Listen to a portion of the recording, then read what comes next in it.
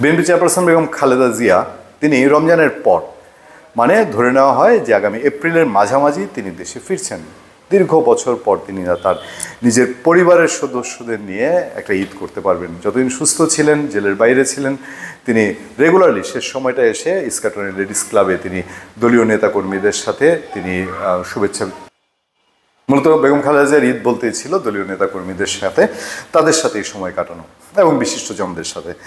এর বাইরে পরিবারের ভাই বোন যতদিন ছিলেন, বড় তার কাছের ভাই বোন এবং যারা দেশে বেঁচে ছিলেন তাদের মধ্যে দিয়েই সময়টা কাটতো।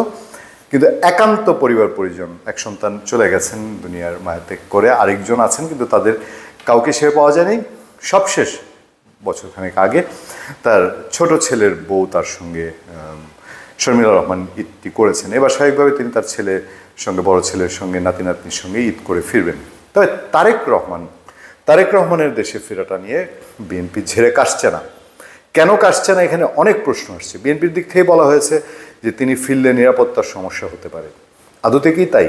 তার মামলাগুলো কী অবস্থায় আছে, বেগম খালেদা জিয়ার মামলাগুলো কী অবস্থায় আছে? তারেক রহমানের পাসপোর্ট, তার পাসপোর্ট নেই আপনারা জানেন, সে পাসপোর্ট কী অবস্থায় আছে? পাসপোর্ট কে দিবে? পাসপোর্ট এই সরকারকে দিতে হবে। এই সরকার কতটা সহজে পাসপোর্ট দিবে? বা কোনো এখানে দর কষাকষি, রাজনৈতিক দর কষাকষি বিষয় আছে কিনা? তারেক রহমানকে তো দেশেই ছাড়তে হয়েছিল রাজনৈতিক দর কষাকষি করে, বলতে হয়েছিল যে তিনি আর কখনো রাজনীতিতে ফিরবেন না, বাধ্য হয়েছিলেন সেসব বলতে।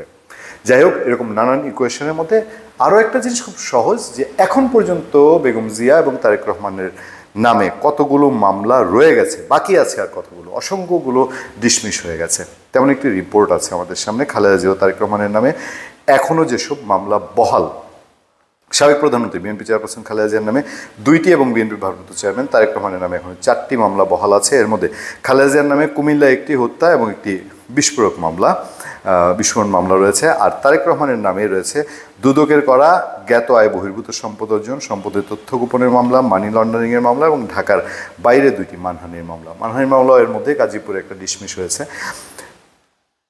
এর মানে এই বলার জন্যে না যে এগুলো ডিসমিস হবে না, সম্ভাবনা আছে, বরঞ্চ তার তৃণমূলের যে শক্তি, তারেক রহমানের যে সাপোর্টার ফলোয়ার, তাদের কারণে তারেক রহমানের পথ অনেক প্রশস্ত।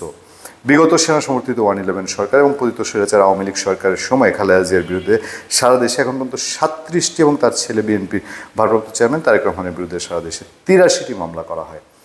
একজনের নামে 37টি আর একজনের নামে 83। এর মধ্যে খালেদা জিয়ার 37টির জায়গায় 2টি বাকি আছে, আর তারেক রহমানের 83র জায়গায় 4টি মামলা বাকি আছে। তার মানে পথে যে বড় কোনো বাধা আছে তা না, তবে ফাইনাল টাচ, শেষ তক সরকারের সাথে কতটুকু বোঝাপড়া করতে হয়।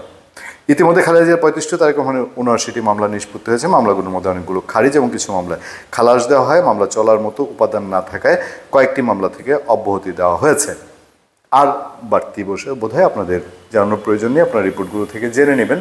তবে যতটা সহজ ততটা সহজ নয় যদি বর্তমান সরকার জামাতে ইসলামী বৈষম্যবিরোধী ছাত্র আন্দোলন নিয়ে বিএনপির যে সন্দেহ, তারা নির্বাচনী বৈতরণীটা কীভাবে পার করতে চায়, নিজেদের করা দলকে কি সামনে বড় কোনো সাপোর্ট, অন্ধ সাপোর্ট, আওয়ামী লীগের মতো নির্বাচনী সাপোর্ট সেরকম দিতে চায়, তাহলে শেষ তক তারেক রহমানের দেশে ফেরাটা অনেক বেশি রাজনৈতিক হিসাব নিকাশ এবং সমীকরণের হবে কিনা। ধন্যবাদ সবাইকে, ভালো থাকবেন, সুস্থ থাকবেন। আপনাদের সাথে আমি আতিক রহমান, পূর্ণিয়া।